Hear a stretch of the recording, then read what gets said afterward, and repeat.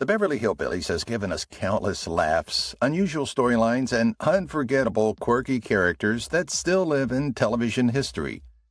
While audiences enjoyed the Clampetts' fish-out-of-water adventures, very little is known what happened behind the scenes. The producers have managed to keep quite a number of secrets under wraps, but not for long.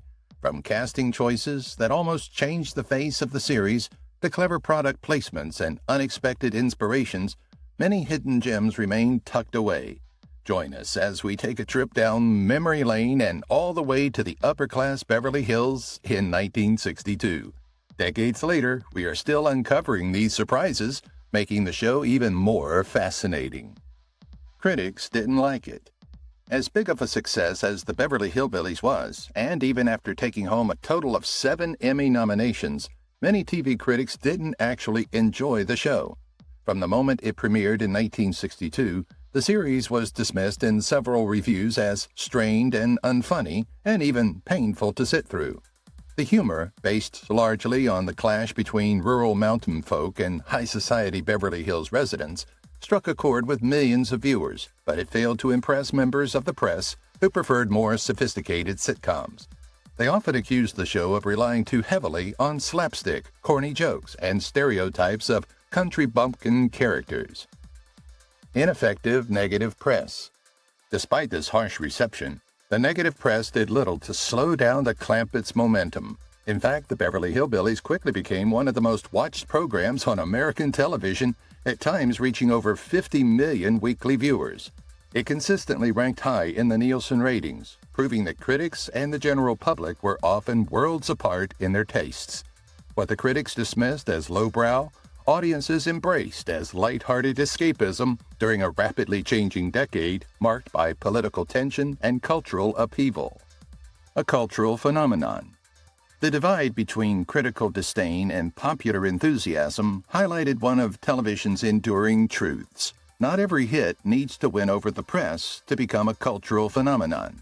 For many families, the Clampetts were relatable, lovable, and genuinely funny, regardless of what sophisticated critics thought. The show also tapped into the universal theme of outsiders navigating a strange new world, which made it accessible across generations. While critics may have rolled their eyes, the Beverly Hillbillies proved that television could succeed by speaking directly to everyday viewers rather than trying to impress the elite. Not bad at all for a sitcom that critics thought wouldn't last. From acting to politics. Nancy Culp played the part of Miss Jane Hathaway, the loyal and slightly quirky secretary to banker Milburn Drysdale, and she quickly became one of the most recognizable faces on the Beverly Hillbillies. With her sharp wit, professional demeanor, and awkward charm, Miss Jane was a perfect foil to the Clampetts' down-home ways, and Culp's performance earned her critical praise as well as a place in the hearts of viewers. But after nearly a decade on the show and several other television appearances, Culp chose to take her life in an entirely different direction, away from Hollywood and toward public service. A representative in Pennsylvania. In the early 1980s, Culp returned to her home state of Pennsylvania and entered the world of politics. In 1984, she ran as the Democratic candidate for the U.S. House of Representatives in Pennsylvania's 9th Congressional District. Her campaign emphasized education, environmental protection, and progressive social policies.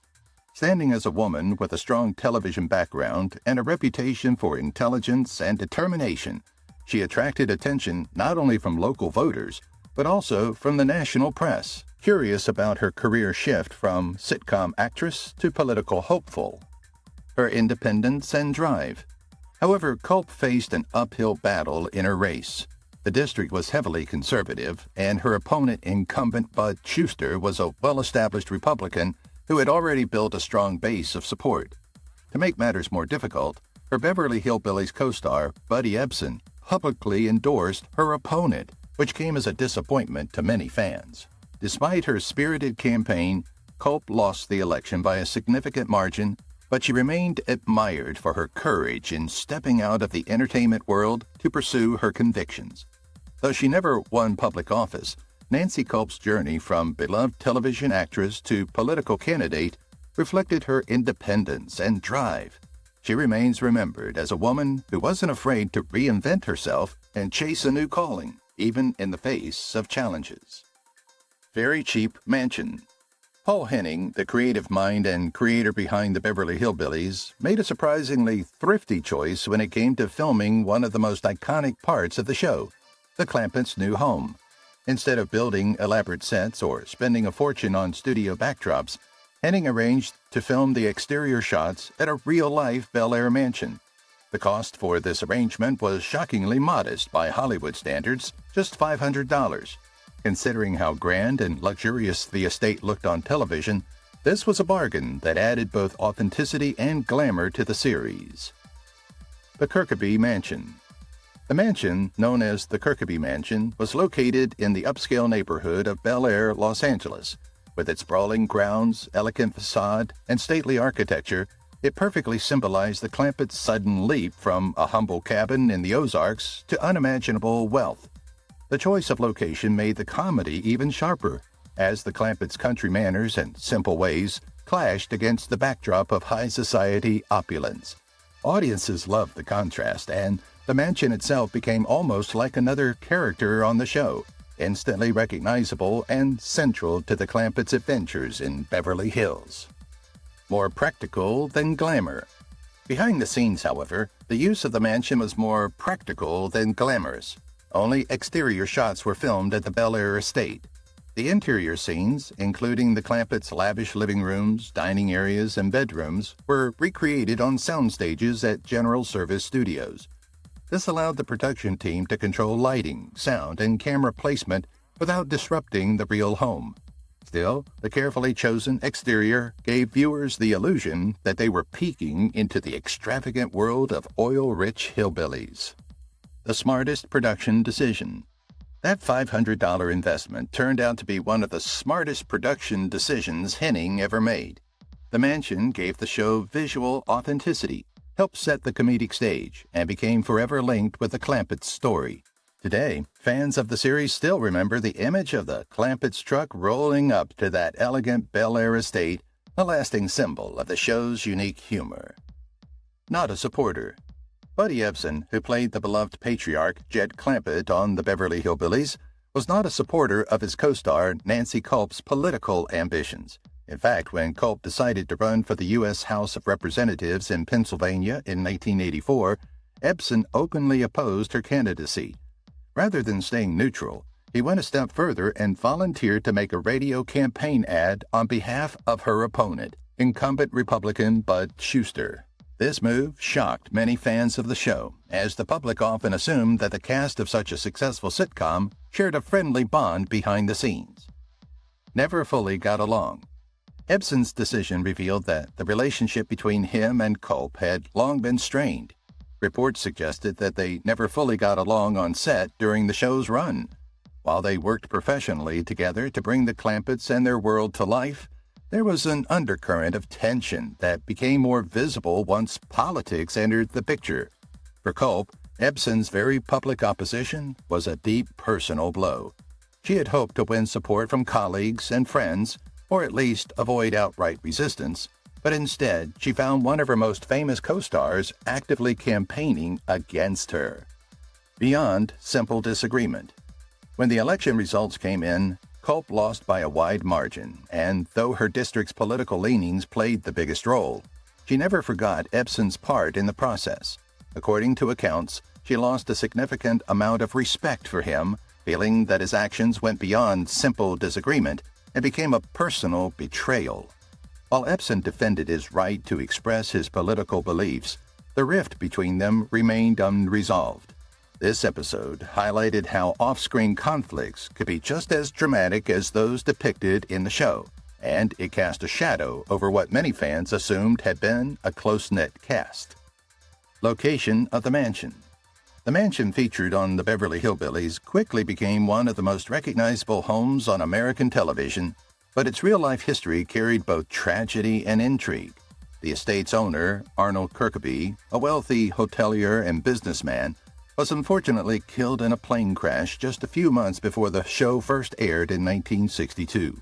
After his passing, his widow continued to reside in the mansion, which was located in the exclusive neighborhood of Bel Air in Los Angeles. To protect her privacy and preserve the family's peace, a strict agreement was made with the show's producers. The exact location of the house would never be revealed to the public. Clampett's on-screen mansion. In spite of taking many precautionary measures, dedicated fans were not easily deterred. As the Beverly Hillbillies skyrocketed in popularity, viewers became fascinated with the Clampett's on-screen mansion. It wasn't long, the address leaked, and curious fans began driving by the Kirkby estate, hoping to catch a glimpse of the television magic. Some even gathered outside with cameras, waiting for a chance to see members of the cast arriving for exterior shots, though in reality, most of the filming inside the mansion was never done. The crowds became so consistent that the estate developed a reputation as a semi-public landmark, even though it remained a private residence. Iconic as the characters. The producers continued to respect the Kirkby family's wishes by keeping the mansion's location out of publicity materials, but word of mouth kept spreading. The house became equally iconic as the characters themselves, a physical symbol of the Clampett's sudden rise from poverty to wealth. Fans who made the trip to Bel Air often left with only a distant view of the gates, yet even that small glimpse was enough to feel connected to the show. The Kirkby Mansion, even today, remains an enduring piece of television history, tied forever to the image of the Clampetts pulling up in their rickety truck, ready to take on Beverly Hills. Unfortunate casting. Maximilian Adelbert Max Baer Jr. is best remembered for his role as Jethro Bodine, the dim-witted but lovable nephew of Jed Clampett on the Beverly Hillbillies. While his performance brought endless joy and laughter to millions of viewers, Baer himself often spoke of the downside to such a memorable part. He came to believe that playing Jethro had typecast him in Hollywood, limiting his opportunities to branch out into more serious and varied roles.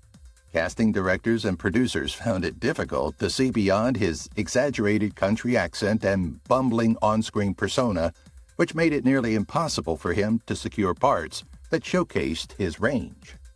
Writing, directing, and producing. After the series ended in 1971, Baer turned his creative talents in new directions. Instead of continuing to struggle for acting roles, he focused on writing, directing, and producing. His most notable success came in 1974 when he directed and co-wrote Macon County Line, a low-budget film that unexpectedly became a box office hit and remains one of the most profitable independent films ever made at the time. Although Baer never escaped the shadow of Jethro entirely, he proved that he had the skills to succeed even behind the camera, even if Hollywood had largely closed its doors to him as an actor. Sharon Tate. Interestingly, the Beverly Hillbillies also featured an actress who would later become tragically famous, Sharon Tate. Before rising to stardom in films like Valley of the Dolls, Tate appeared in the sitcom under the name Janet Trago, a recurring secretary at the bank. To avoid being recognized too quickly, she wore a brunette wig, making her look quite different from her later glamorous blonde image. She appeared in about 15 episodes, quietly building her career before her life was cut short as one of the victims of the Manson family murders in 1969. Both Baer's frustrations with typecasting and Tate's early hidden role serve as reminders that Hollywood careers can take unexpected turns, sometimes limiting, sometimes tragic, but always part of the larger story of television history. The Jalopy. Not officially an actor, but every bit as memorable, the old 1921 broken-down Oldsmobile Model 46 Roadster, also better known as the Clampett's Jalopy, made an iconic impression on the Beverly Hillbillies. With Granny rocking in her chair on the back and the family's belongings piled high, the Jalopy became an instantly recognizable symbol of the show.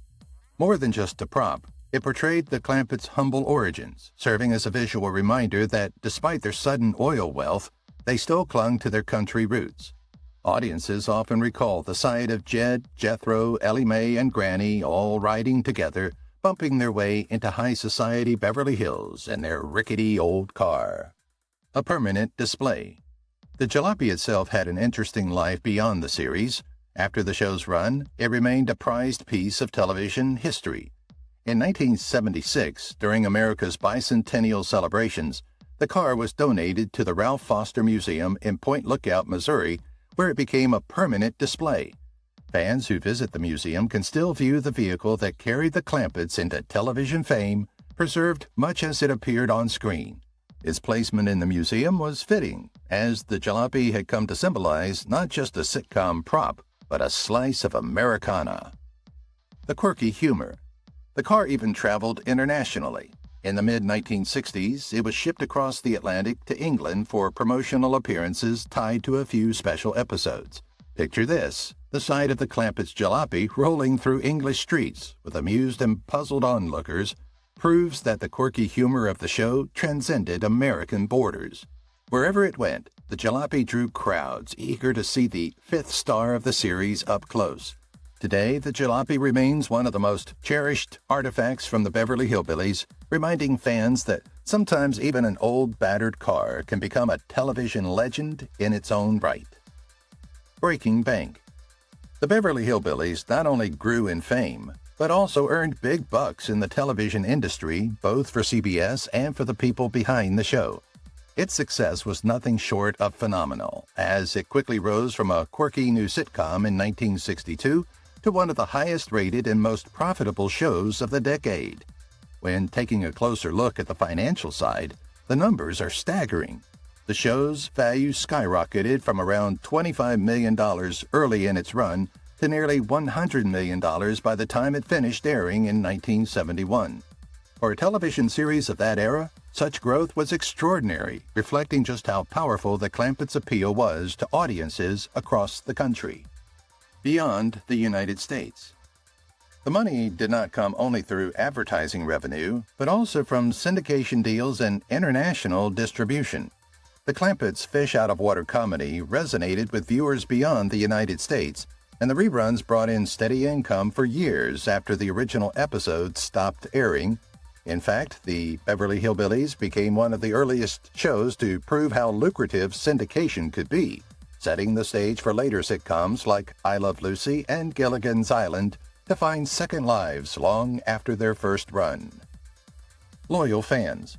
For CBS, the series was a financial gold mine. It regularly topped the Nielsen ratings, at times attracting over 50 million weekly viewers.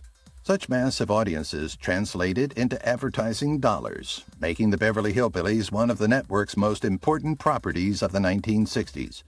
Even though critics dismissed it as lowbrow comedy, advertisers saw nothing but value in the millions of loyal fans who tuned in each week. By the end of its run, the show had proven that simple humor, when combined with lovable characters and a unique premise, could generate incredible profits. The Clampetts might have struck oil in the story, but in reality, it was the television industry itself that hit a jackpot with the Beverly Hillbillies. The original spark. The idea for the Beverly Hillbillies came directly from the imagination of Paul Henning, a talented writer and producer who had already made a name for himself in radio and television. In 1959, while traveling through the South and visiting Civil War sites, Henning was struck by the contrast between the rural communities he encountered and the polished urban settings he knew from Hollywood. Out of this experience grew the spark for a sitcom. What if a simple, hard-working family from the rural South suddenly found themselves transplanted into a completely foreign world of wealth and sophistication? The humor, he realized, would come not from mocking them, but from the genuine cultural clash between two ways of life. The original plan. Henning's concept revolved around taking a family of modest background, giving them unimaginable riches, and dropping them into a parallel universe of high society. Originally, he planned to set the series in New York City, using its skyscrapers, bustling streets, and elite circles as the ultimate contrast to the Clampetts' humble mountain lifestyle. However, the logistics and cost of filming in New York were daunting. Shooting in and around Los Angeles was far more practical, and the wealthy enclave of Beverly Hills provided the perfect backdrop. Glamorous, instantly recognizable, and conveniently close to the studios. Its own mystique. The shift in setting proved to be a blessing. Beverly Hills carried its own mystique, synonymous with wealth, movie stars, and opulence. By placing the Clampetts there, Henning created an irresistible premise. Rural hillbillies navigating cocktail parties, country clubs, and million-dollar mansions with the same down-to-earth values they had always lived by. This juxtaposition became the heart of the show's humor and charm, appealing to audiences nationwide. What began as an idea on a southern road trip evolved into one of television's most successful and enduring sitcoms, forever tied to the image of a rickety old truck pulling up to a Beverly Hills mansion. Best episode ever. One of the standout moments in the history of the Beverly Hillbillies came with the episode titled Hedda Hopper's Hollywood. This installment is often regarded as the series' most successful and memorable episode, not only drawing in record viewership at the time, but also cementing the show's place in television history.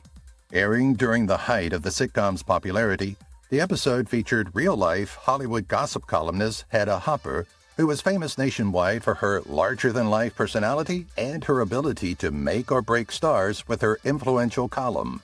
Having Hopper appear as herself added an extra layer of excitement and glamour to the already beloved series. The comedic formula. The premise of the episode played perfectly into the show's comedic formula, combining the Clampetts' naive charm with the glitz of Hollywood high society. Seeing Jed, Granny, Ellie Mae, and Jethro mix with a powerful Hollywood insider made for hilarious moments, while it also gave audiences a peek into the world of celebrity culture through the Clampetts' wide-eyed perspective. Fans loved the crossover of reality and fiction, and the episode became a cultural talking point at the time of its broadcast. The enduring legacy. Its legacy endured long after the show ended. In 1997, TV Guide ranked Hedda Hopper's Hollywood at number 62 on its prestigious list of the 100 greatest episodes of all time. Considering the thousands of episodes produced across countless television series, this recognition highlighted just how influential the Clampetts' adventures were to American audiences. The honor also reinforced the show's ability to reach beyond simple comedy, creating episodes that stood the test of time. For longtime fans, Hedda Hopper's Hollywood remains a perfect example of what made the Beverly Hillbillies work so well: the blending of rustic simplicity with high society absurdity, all delivered with warmth and humor. It wasn't just another episode. It was the one that proved the Clampetts had truly struck gold in television history. Almost the Tin Man. Jed Clampett may have been Buddy Ebsen's most famous role, but long before the Beverly Hillbillies, he had already built an impressive career as a dancer and actor. Ebsen appeared on Broadway and shared the screen with major stars like Shirley Temple and Judy Garland, earning a reputation for his lanky frame, fluid dance style, and versatile stage presence. His talents eventually led him to one of the most legendary productions in Hollywood history, The Wizard of Oz, 1939. Initially, Ebsen was cast as the Scarecrow, but when Ray Bolger expressed a strong desire for that role, Ebsen graciously agreed to switch parts and take on the Tin Man instead. Opportunity into a nightmare. What seemed like a promising opportunity, however, turned into a nightmare. The Tin Man's makeup required aluminum powder to create its metallic look. During production, Ebsen developed a severe allergic reaction to the makeup, inhaling the fine particles into his lungs.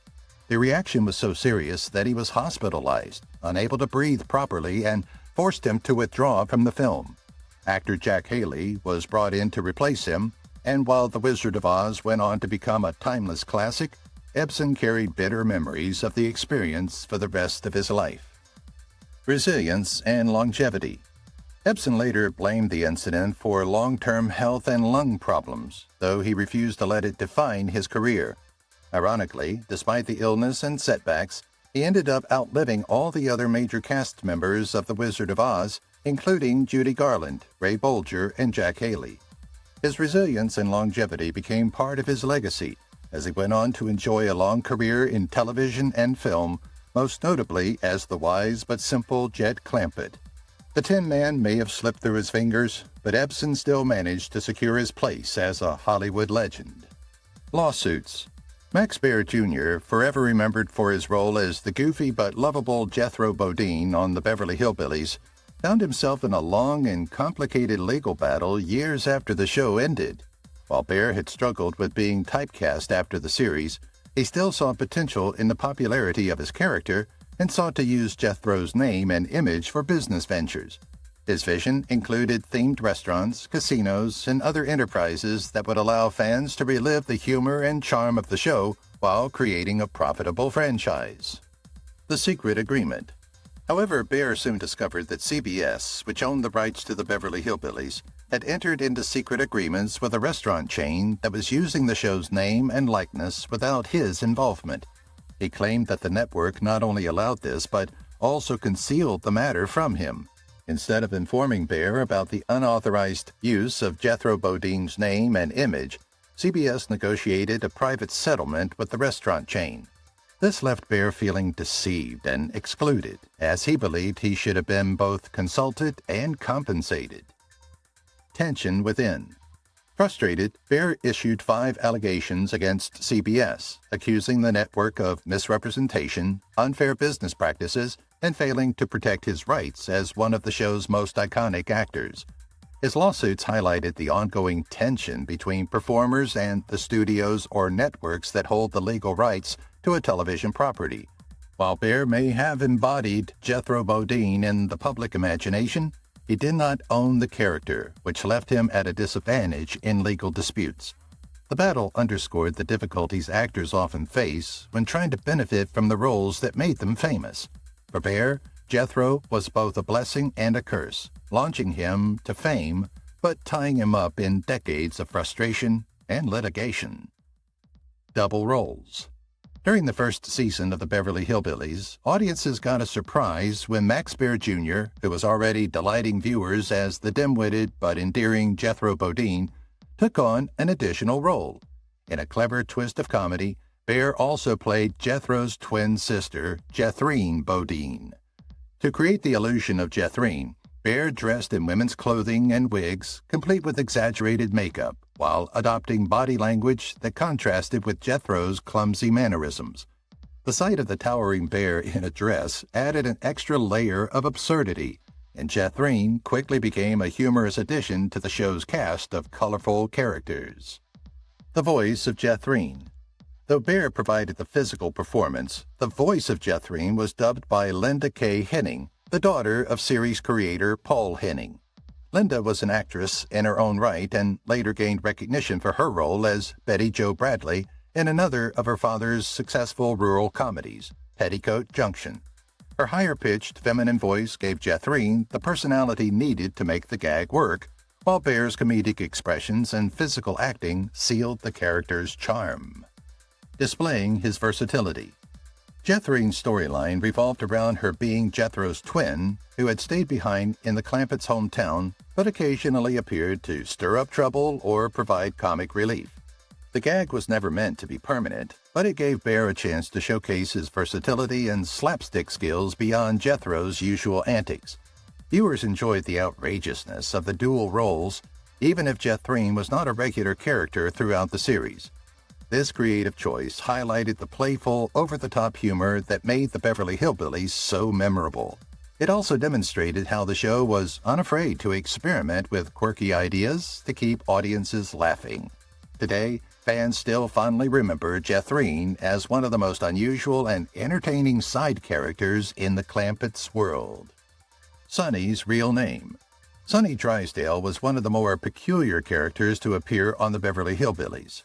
Introduced as the spoiled and snobbish son of Margaret Drysdale from a previous marriage, Sonny was portrayed as the exact opposite of the simple and down-to-earth Clampetts. He embodied the pampered rich boy stereotype, well-dressed, overly proper, and frequently condescending toward those he deemed beneath him, which, in his view, often included the Clampetts themselves. Throughout the series, he was always referred to as Sonny Drysdale, a name that suited his immature and dependent personality. Interestingly, the show never revealed his true last name during its run. To audiences, he was simply Sonny, a character more notable for his spoiled antics than for any personal identity. Beauty and strength. It wasn't until later that fans learned that his real first name was actually Adonis, a choice that seemed ironic considering his fragile ego and lack of heroic qualities. The name Adonis traditionally refers to a figure from Greek mythology known for his striking beauty and strength. but Sonny was often portrayed as cowardly, pampered, and almost comically delicate. This stark contrast between the grandiosity of his real name and his on-screen behavior only added to the humor surrounding his character. A comedic clash. Sonny's relationship with the Clampetts often provided some of the show's most entertaining moments. At one point, he was briefly engaged to Ellie Mae Clampett, though his mother, Margaret Drysdale, strongly disapproved. The idea of Sonny marrying into the Clampett family was a comedic clash of cultures, the aristocratic airs of the Drysdales mixing with the rustic charm of the Clampetts. Of course, the engagement didn't last, but it gave audiences a good laugh. Today, learning that Sonny's real name was Adonis adds an amusing layer of irony to a character already remembered as one of the quirkiest in the series. Beverly Hills Barbie. Donna Douglas became a household name for her role as Ellie Mae Clampett, the charming, animal-loving daughter of Jed Clampett on the Beverly Hillbillies. Ellie Mae was known for her sweet Southern drawl, her love of critters, and her tomboyish personality that stood in sharp contrast to the glamorous women often portrayed on television during the 1960s. Though she was not written as a stereotypical princess character, Ellie Mae's beauty and innocence made her a fan favorite and a cultural icon of her time. Character from the famous series. Years after the show ended, Ellie Mae's popularity resurfaced in a surprising way. In 2010, Mattel, the company behind Barbie, released a classic TV collection that featured characters from famous television series. Among the dolls produced was Ellie Mae Clampett, alongside other television icons. While the doll was intended to be a tribute, Donna Douglas was not pleased.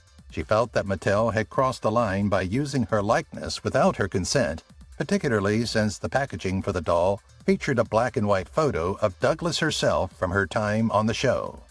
Controlling her image. Douglas took legal action against Mattel, arguing that the use of her image for commercial gain was unauthorized and unfair. For her, it wasn't just about the doll. It was about her right to control how her image was used, even decades after the show had ended. Fans of the Beverly Hillbillies were surprised by the lawsuit, but many sympathized with Douglas's concerns, especially since actors from classic television often did not receive the kind of royalties or protections that are more common today. Ultimately, the case was settled out of court, and while the details were not made public, Douglas made her point clear. The lawsuit demonstrated her determination to protect her legacy and showed that even decades later, Ellie Mae Clampett remained an important part of popular culture. Granny's Cooking and Cookbook. Emmy Award-nominated Irene Ryan, a seasoned vaudeville actress with decades of stage experience, became immortalized on television as Daisy Moses, better known simply as Granny on the Beverly Hillbillies. With her sharp wit, feisty spirit, and old-fashioned charm, Granny quickly became one of the most beloved characters in the series. One of her defining traits was her legendary victuals, a catch-all word for the rustic meals she proudly served the Clampett family. Granny's kitchen was often a source of comedy, whether she was frying up a batch of squirrel, stewing raccoon, or insisting that fried possum was the height of good eating. While these dishes may have sounded questionable to many viewers, they became part of the show's enduring humor and identity. Extended beyond television. The character's popularity in the kitchen even extended beyond television. Fans grew fascinated by Granny's down-home recipes, leading to the publication of Granny's Beverly Hillbillies Cookbook. The cookbook celebrated the quirky meals that Irene Ryan's character so lovingly prepared, and while it included tongue-in-cheek nods to possum and other hillbilly fare, it also featured genuine Southern-inspired recipes.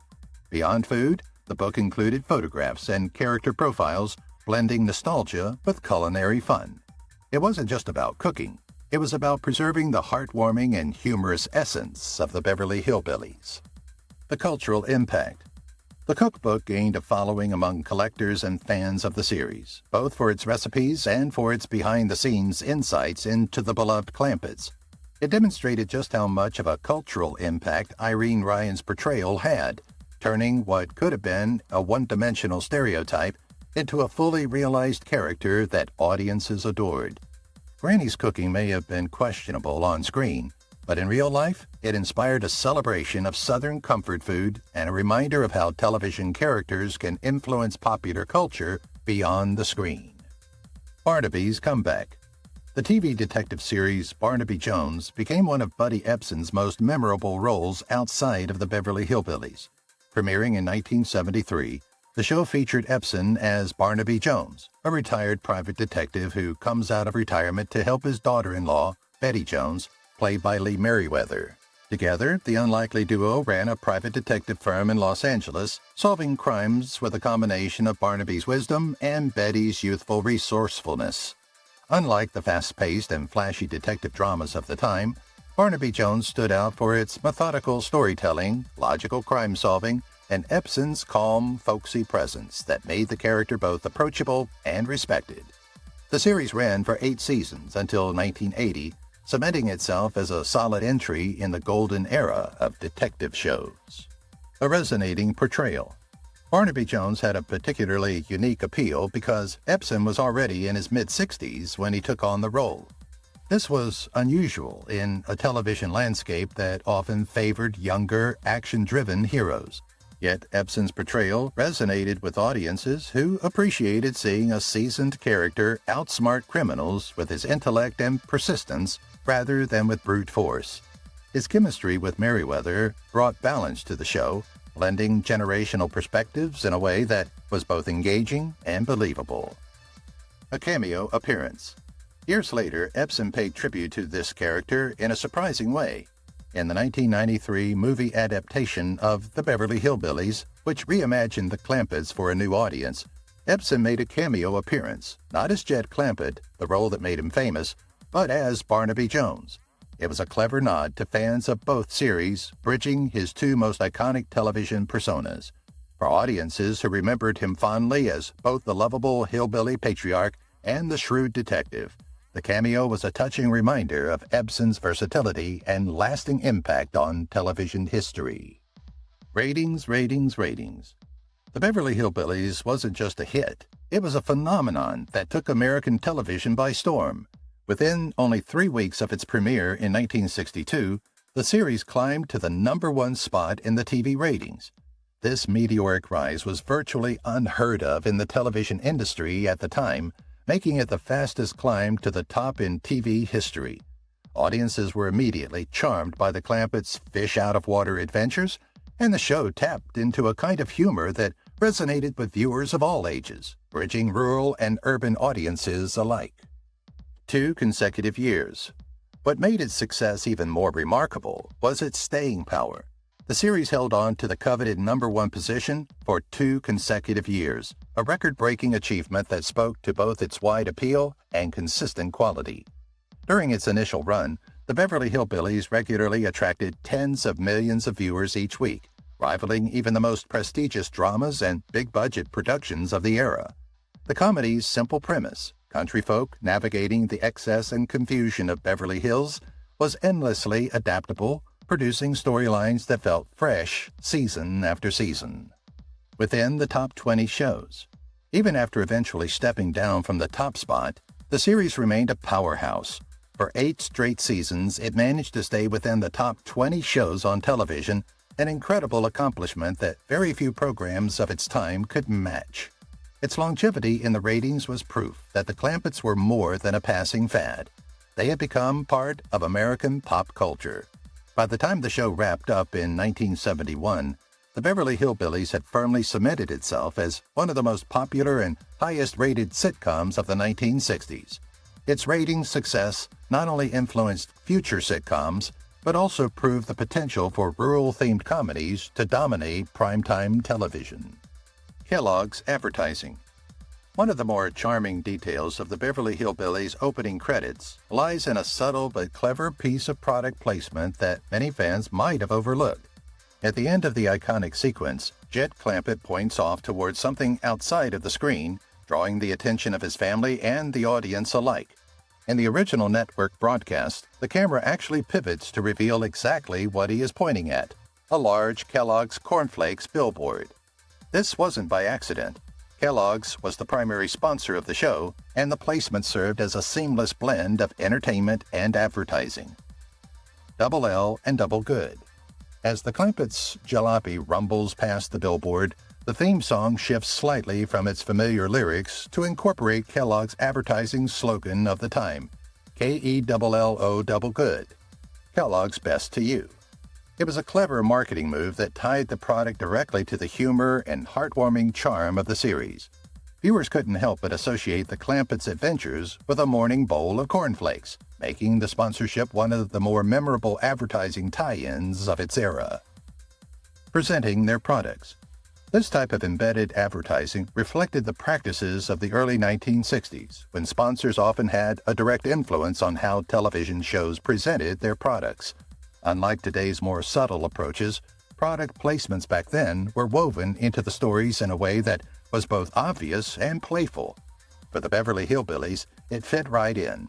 The Clampetts' wide-eyed wonder at their new surroundings made the sight of them acknowledging a billboard not only believable, but also humorous. The Kellogg sponsorship helped solidify the show's financial success in its early years, while also creating one of the more unique intersections of television and advertising history. It remains a fun example of how classic TV seamlessly combined storytelling with marketing. The Chimpanzees. Ellie Mae Clampett was known for her love of critters, and while dogs, cats, and raccoons were her usual companions, perhaps her most memorable pets on the Beverly Hillbillies were her two mischievous chimpanzees, Skipper and Bessie. These lively animals quickly became fan favorites, adding an extra dose of humor and unpredictability to the series. Whenever they appeared on screen, audiences could count on a bit of chaos, whether it was climbing furniture, snatching food, or interacting with the unsuspecting residents of Beverly Hills. Their playful antics mirrored Ellie Mae's free-spirited personality and further emphasized the theme of rural charm colliding with the sophisticated high-society world around them. They played an active part. Chimpanzees were unusual choices for pets on television at the time, which made them stand out all the more. They weren't just there for background decoration, they often played active parts in scenes, helping set up jokes or disrupting carefully planned situations. For example, a fancy dinner or social gathering could easily be turned upside down by Skipper and Bessie scampering through the room, leaving the city folk bewildered, while the Clampetts found the situation perfectly natural. The show's running theme. The Chimps also helped highlight one of the show's running themes, Ellie Mae's ability to connect with animals in a way that human characters often could not. To her, they weren't exotic pets, but family members, treated with the same affection as any dog or cat. This dynamic reinforced the show's message of valuing simplicity, love, and authenticity over appearances and status.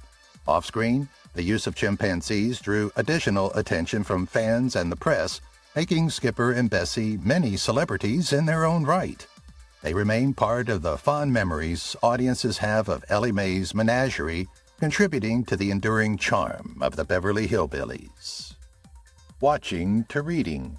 Buddy Ebsen, best remembered as Jed Clampett on the Beverly Hillbillies, proved that his creativity didn't end with acting. Long after retiring from show business, Ebsen turned his attention to writing and surprised many fans by producing a novel called Kelly's Quest.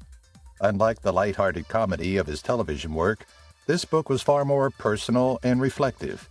Structured as a collection of poems, it told the moving story of a young girl navigating the highs and lows of life, from innocent joy and first love to heartbreak, loss, and ultimately the lessons that shape a person's journey. In many ways, the book revealed Ebsen's sensitive and thoughtful side, one not often visible to audiences who knew him only as the folksy Jed. Refusing to give up.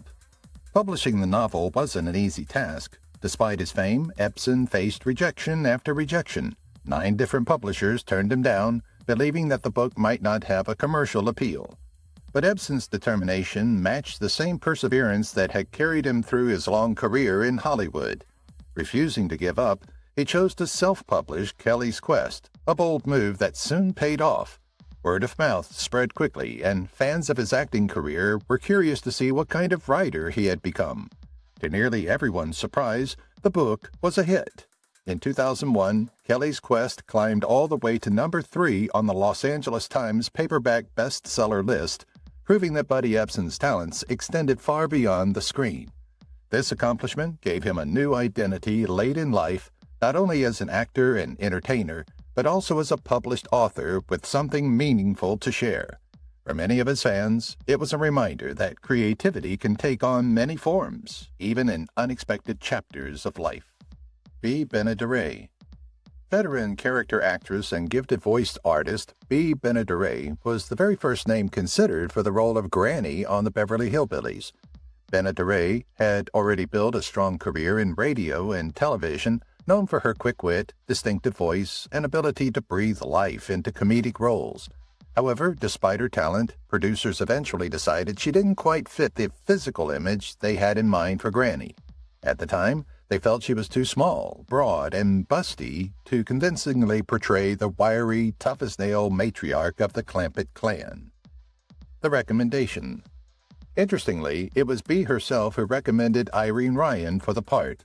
Benaderet was close with series creator Paul Henning, and she had worked with him on multiple projects, so her suggestion carried weight. When Ryan came in for her screen test, she completely stole the room. With her energy, timing, and fiery personality, she perfectly embodied the spunky mountain woman the producers had envisioned. The test was so powerful that it remains preserved and is even included as a special feature on the Beverly Hillbillies DVD set for fans to enjoy. Natural charm and maternal strength. Although Benaderet didn't end up as Granny, her connection to the Henning universe didn't end there. She was soon cast in Petticoat Junction, another Paul Henning creation, where she finally got her own starring role as Kate Bradley, the warm-hearted owner of the Shady Rest Hotel. For Benaderet, it was a breakthrough opportunity for years of supporting parts, and it showcased her natural charm and maternal strength. In hindsight, her recommendation of Irene Ryan proved invaluable. Ryan went on to make Granny one of the most beloved sitcom characters of all time, while Benaderet carved out her own legacy in television history. Both women left an indelible mark on classic TV, though in different ways. Permanent retirement.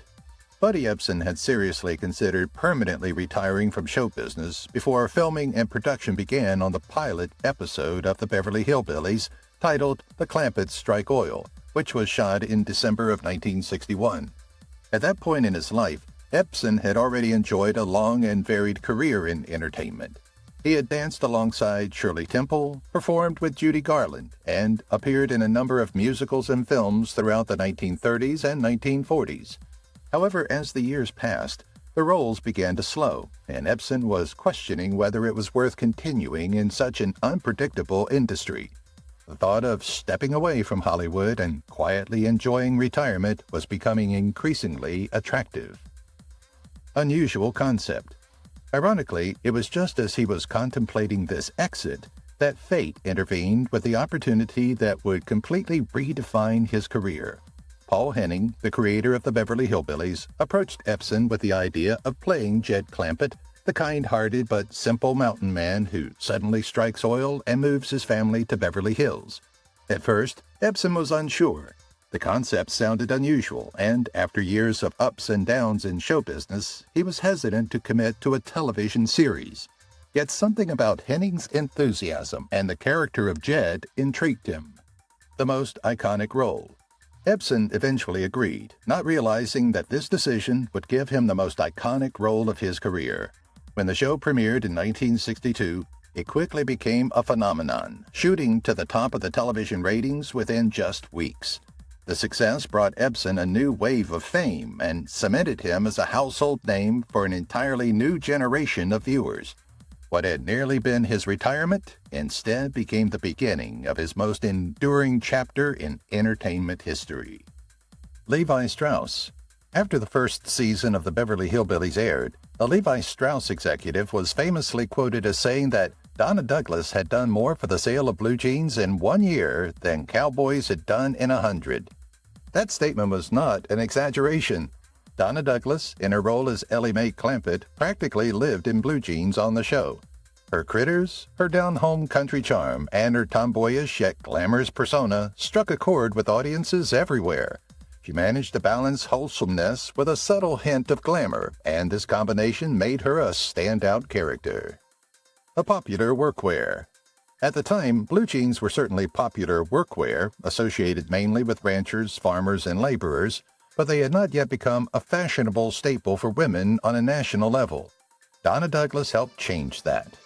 Seeing her each week on one of the highest-rated television shows in America inspired women, especially younger audiences, to embrace jeans not just for function, but also for style. Suddenly, denim was not limited to cowboys or field workers. It was trendy, feminine, and fun. Levi Strauss, already an established brand, benefited tremendously from the exposure. Paved the way for denim's transition. The endorsement from the Levi Strauss executive became a symbol of the cultural influence television could have. It demonstrated how much impact a hit series and its characters could wield over fashion, habits, and consumer behavior. In many ways, Donna Douglas's Ellie Mae helped pave the way for denim's transition into mainstream fashion, making jeans a household essential across all age groups. What began as part of Ellie Mae's simple wardrobe ended up shaping an entire trend in American fashion history, proving that television characters could influence style as much as, if not more than, Hollywood film stars. Confusing ages. There were constant rumors spreading during the original run of the Beverly Hillbillies that Irene Ryan, who played the feisty Granny, was actually younger than Donna Douglas, who portrayed the sweet, pretty Ellie Mae Clampett. Much of this speculation came from the fact that Ryan wore heavy stage makeup, wigs, and costumes to transform her into the much older and quirky Granny. With her spry movements, sharp tongue, and energetic performance, some viewers found it hard to believe that Ryan was truly as old as she appeared on screen. The makeup and styling team. In reality, Irene Ryan was born in 1902, while Donna Douglas was born in 1933, which meant Ryan was, in fact, 31 years older.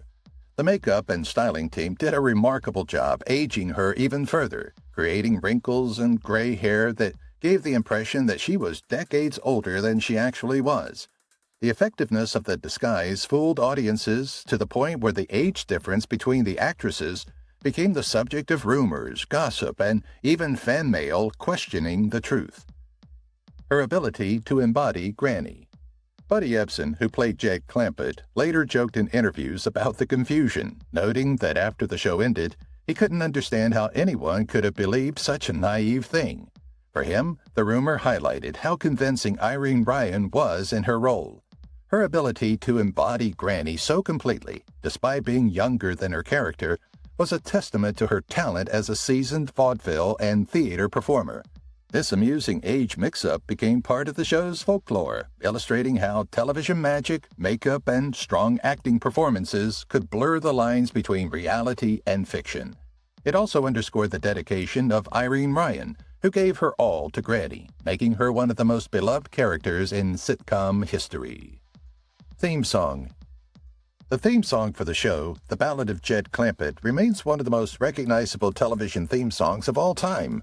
Sung by Jerry Scroggins and accompanied by the legendary bluegrass duo Lester Flatt and Earl Scruggs, the tune perfectly set the stage for the story of the Clampett family and their unlikely rise to wealth. The catchy lyrics told viewers everything they needed to know in just a few verses: Jed's accidental oil discovery, the family's newfound riches, and their move to the glamorous world of Beverly Hills. It was both a storytelling device and a musical hook that instantly drew audiences in. Released as a single. The song's success extended far beyond television. In 1962, The Ballad of Jed Clampett was released as a single and climbed the Billboard Hot 100 chart, reaching number 44, while also topping the Billboard Country Singles chart at number 1. This achievement made it one of the rare TV theme songs to enjoy mainstream commercial success, cementing its place in both television and music history. Its infectious melody and simple, folksy lyrics resonated with fans who found it nearly impossible not to sing along. Remains a nostalgic favorite. The inclusion of Flatt and Scruggs gave the song an authentic bluegrass sound, which helped introduce the genre to a broader national audience at a time when it was still relatively niche outside the South. Their banjo and guitar work gave the tune a unique energy that matched the Clampett's quirky charm. Even decades later, the theme song is instantly associated with the show and remains a nostalgic favorite. It has been covered, parodied, and referenced countless times, proving its enduring legacy. For many fans, hearing the Ballad of Jed Clampett immediately brings back memories of laughter, family fun, and the timeless antics of the Beverly Hillbillies. Breakfast at Tiffany's. Buddy Ebsen's casting as Jed Clampett in the Beverly Hillbillies can be traced back to his memorable performance in the classic film Breakfast at Tiffany's, 1961. In the movie, Ebsen played the role of Doc Golightly, the kindly older man who turns out to be the estranged husband of Audrey Hepburn's character, Holly Golightly. Though his role was relatively small compared to the glamorous stars surrounding him, Ebsen's natural warmth, gentle demeanor, and authentic folksy charm stood out to both audiences and producers. His performance left a lasting impression on Paul Henning, the creator of the Beverly Hillbillies, who saw in Ebsen the perfect qualities to embody Jed Clampett, the good-natured patriarch who struck oil and moved his family to Beverly Hills. Ebsen brought authenticity. Ebsen was already a respected actor by the time Breakfast at Tiffany's came along, with a career that spanned vaudeville, Broadway, and a variety of film roles. Yet his turn as Doc showed a quieter, more heartfelt side of his talent that resonated deeply with Henning. The role proved that Ebsen could portray a man rooted in simplicity and honesty, qualities that were central to Jed Clampett's character. While other actors might have leaned toward caricature, Ebsen brought authenticity, making Jed both believable and endearing to audiences. It is fascinating to consider how a relatively modest part in a glamorous romantic comedy ultimately shaped the trajectory of Ebsen's career. Without Breakfast at Tiffany's, it is possible he may never have been tapped for the role that would define his legacy. The connection demonstrates how even small roles can have far-reaching effects and how a single performance can spark the inspiration behind one of television's most iconic characters. Animals on set. Frank Inn, one of Hollywood's most celebrated animal trainers, was the man behind the beloved critters that often stole scenes in the Beverly Hillbillies. Serving as both trainer and provider, Inn supplied the wide variety of animals that became Ellie Mae Clampett's constant companions, from playful chimpanzees and mischievous raccoons to hound dogs, cats, and even exotic animals. The range of creatures he brought to the set added a unique and unforgettable charm to the show. Ellie Mae, played by Donna Douglas, was famously known for her love of animals, and thanks to Inn's expertise, her scenes felt genuine and full of warmth. Patience and compassion. Frank Inn was no stranger to the entertainment world. Before working on the Beverly Hillbillies, he had already built a reputation for training some of Hollywood's most famous animals, including Higgins the dog, who later starred in Benji, and Arnold the pig from Green Acres. His philosophy centered on patience, compassion, and building trust with the animals, which translated beautifully on screen. The animals weren't just props. They were true performers who responded to Ellie Mae with affection and authenticity, making the Clampett household feel lively and real. Family, innocence, and rural values. Inn's contributions to the Beverly Hillbillies extended far beyond technical work. The presence of the animals helped reinforce themes of family, innocence, and rural values clashing with Beverly Hills' sophistication. Viewers loved the way Ellie Mae doted on her critters, often treating them like children or trusted friends, and Inn's careful training ensured these moments came across as natural rather than staged. The critters quickly became fan favorites in their own right, and much of that success was owed to Frank Inn's remarkable skill. His work left a lasting mark not just on the series, but on Hollywood's legacy of animal performers. Mr. Drysdale. Raymond Bailey brought to life the unforgettable character of Milburn Drysdale, the Beverly Hills banker who oversaw the Clampett's fortune. As the president of the Commerce Bank, Mr. Drysdale was portrayed both charmingly obsequious and comically greedy, constantly scheming to keep the Clampett's millions safely in his vaults. His frantic attempts to please Jed Clampett and his family often led to hilarious situations, with Drysdale bending over backwards to accommodate their every whim. Alongside his snobbish wife Margaret, played by Harriet E. McGibbon, Bailey's character became a cornerstone of the show's humor, representing the world of wealth and status that clashed with the Clampett's down-home values. Early signs of Alzheimer's disease. Despite the laughter his performance inspired, Bailey himself faced a difficult struggle behind the scenes. During the final years of the series, he began to show early signs of Alzheimer's disease, which affected both his memory and his ability to keep up with the demands of acting. Cast and crew reportedly noticed his decline, and in the last 2 or 3 episodes, it became increasingly apparent to audiences as well. With the progression of his illness, Bailey was forced to retire from acting altogether once the Beverly Hillbillies ended. Legacy of a memorable role. Although his career was cut short, Bailey left behind a legacy of memorable roles outside of the Beverly Hillbillies, including appearances on shows like Perry Mason, Alfred Hitchcock Presents, and The Twilight Zone. However, it was his portrayal of Mr. Drysdale that made him a household name, embodying the perfect foil to the Clampett's simple honesty with his mixture of desperation and greed. Bailey lived quietly after his retirement and sadly passed away in 1980 at the age of 75. His work, especially as Mr. Drysdale, remains cherished as part of television history. If you enjoyed the video, please like and subscribe for more similar content. Thank you. If you've watched the video till here, that means you've enjoyed the video. Subscribe. Don't forget to turn on the notifications bell icon